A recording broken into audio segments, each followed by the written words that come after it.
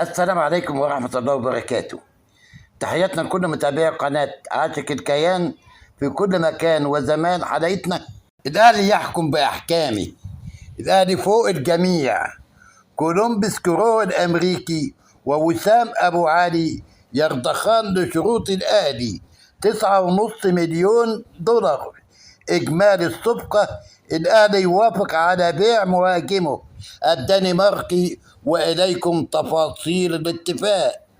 رسميا الأهلي ينهي اتفاقه مع كولومبوس كرو الأمريكي بشأن انتقال وسام أبو علي. توصل النادي الأهلي لاتفاق نهائي مع نادي كولومبوس كرو الأمريكي لبيع مهاجمه الدنماركي وسام أبو علي في صفقة مالية ضخمة هي الأعلى في تاريخه من حيث بيع لاعب محترف.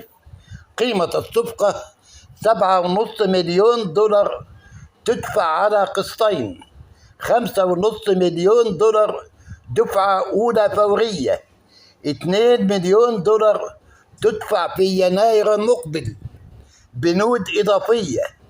الأهلي سيحصل على 15% من قيمة إعادة البيع مستقبلا.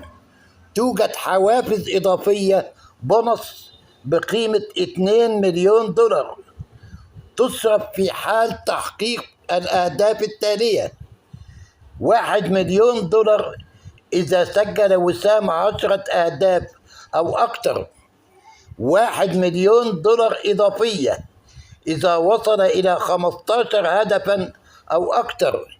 النادي السابق لوسام سيحصل على 10% من قيمة إعادة البيع، ما يعادل 750 ألف دولار تقريبا.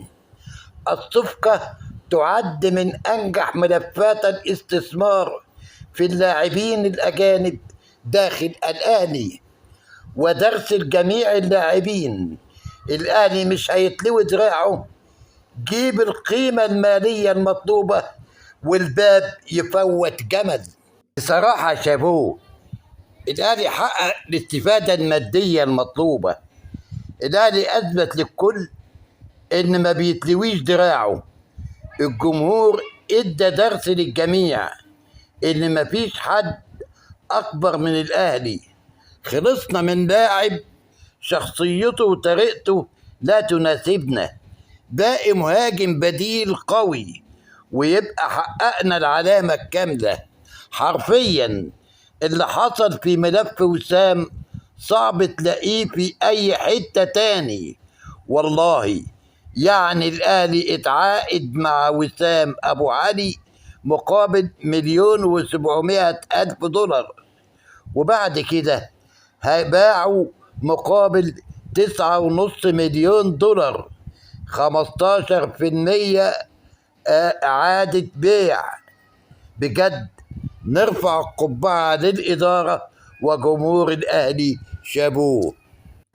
في أخبار إن الأهلي يوافق على بيع أحمد عبد القادر للحزم السعودي مقابل 600 ألف دولار زائد 30% من إعادة البيع. الأهلي يعتذر للحزم، ديانج ليس للبيع.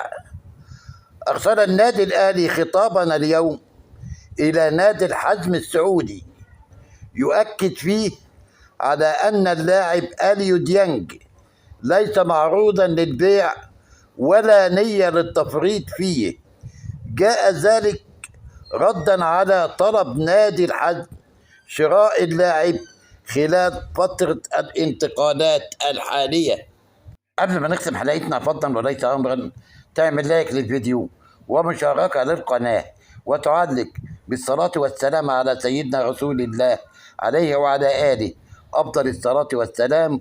وإلى اللقاء في حلقة جديدة من قناتكم، قناة عاشق الكيان في كل مكان وزمان. والسلام عليكم ورحمة الله وبركاته.